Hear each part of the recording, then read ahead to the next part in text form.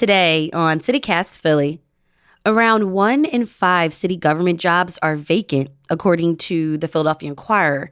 Without staff for these jobs, it affects everything from how quickly someone picks up your 911 call to how late your local library is open. And this is all putting pressure on the city budget. I'm speaking with a reporter about why there's so many job openings and why we're all paying for it. It's Wednesday, August 2nd. I'm Trenae Nuri, and here's what Philly's talking about.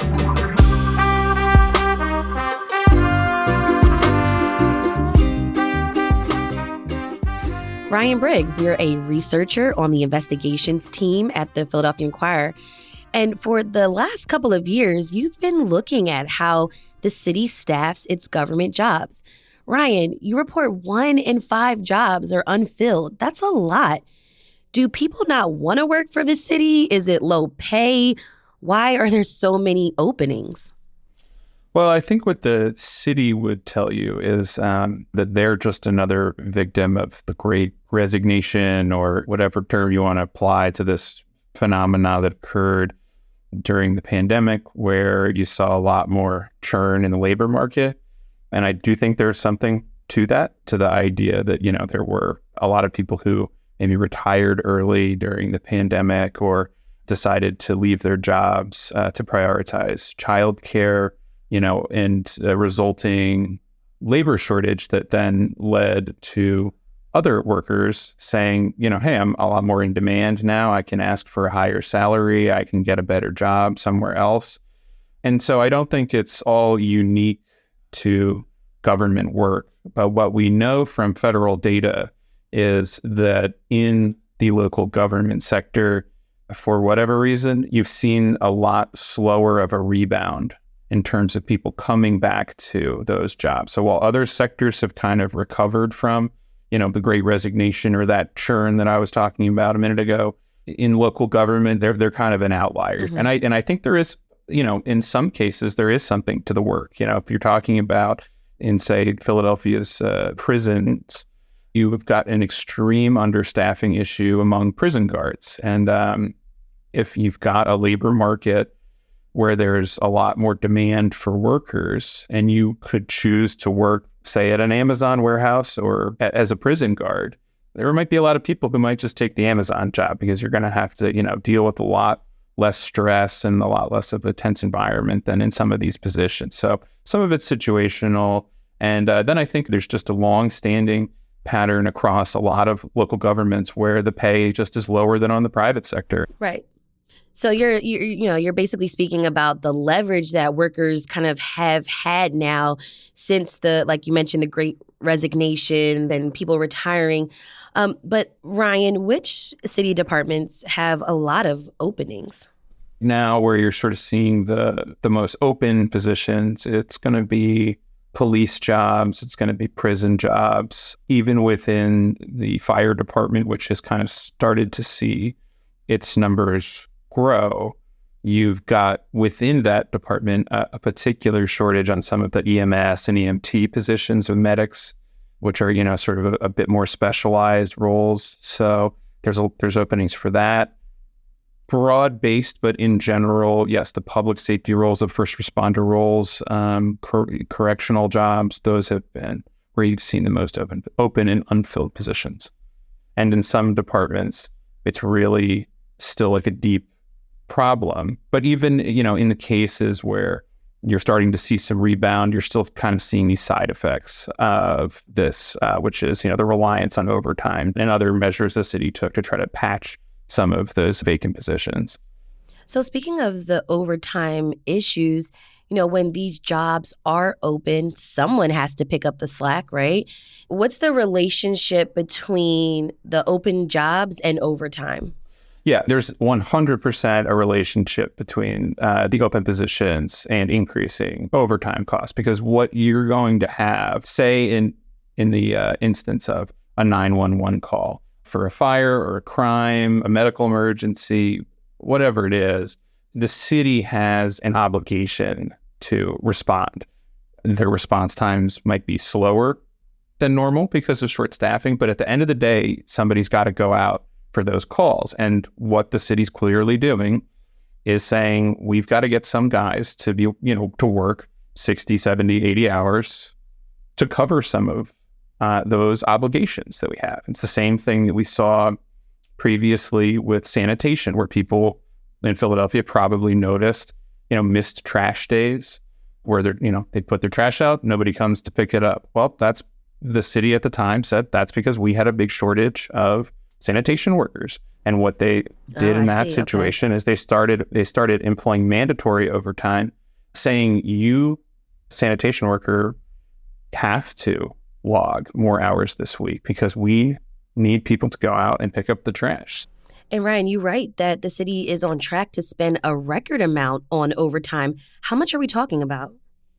I believe when we last reported on this, the city was on track to spend something in the realm of $258 million on overtime just for the fiscal year of 2023. And that's out of the city's roughly $6 billion budget. I know those are really big numbers, but that's a significant chunk of a $6 billion budget, and $258 million. That was reported by a government oversight board as the most that the city spent in recent history on overtime. And it's far more than it was spending even a couple of years ago.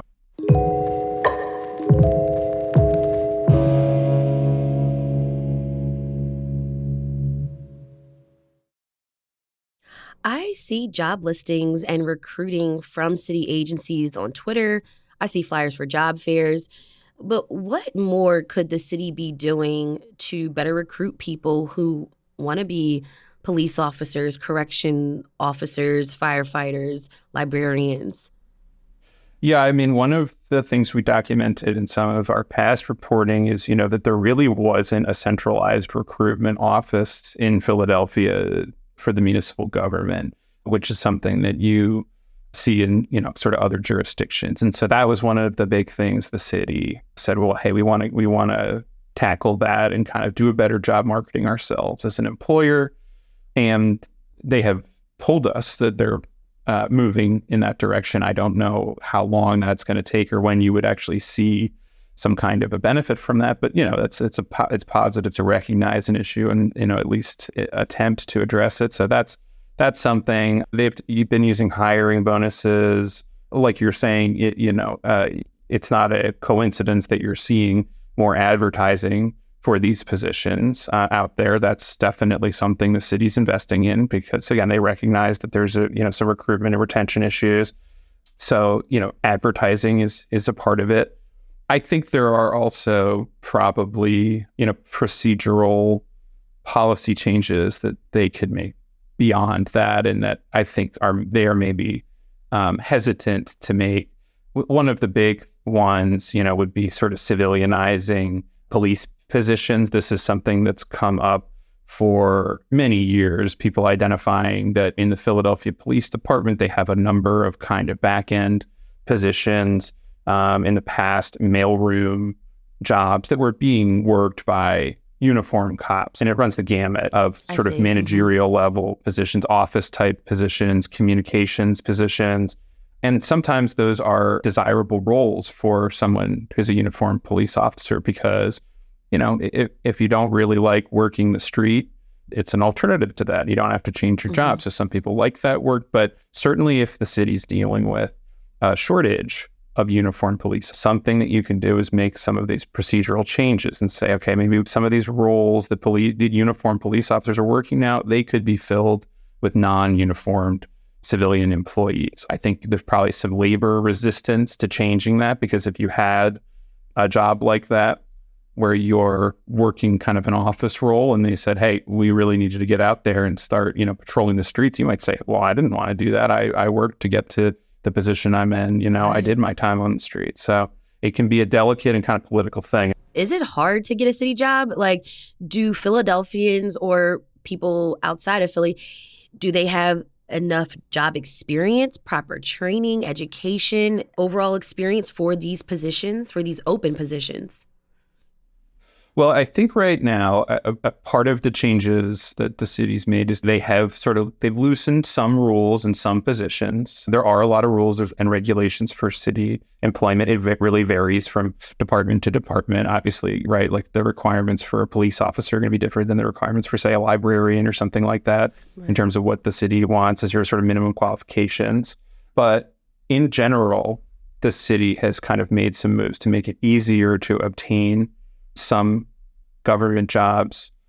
I think that there are also still some, regulatory hurdles that are significant. I mean, the most well-known one is probably going to be that for many city positions, there's a residency requirement, right?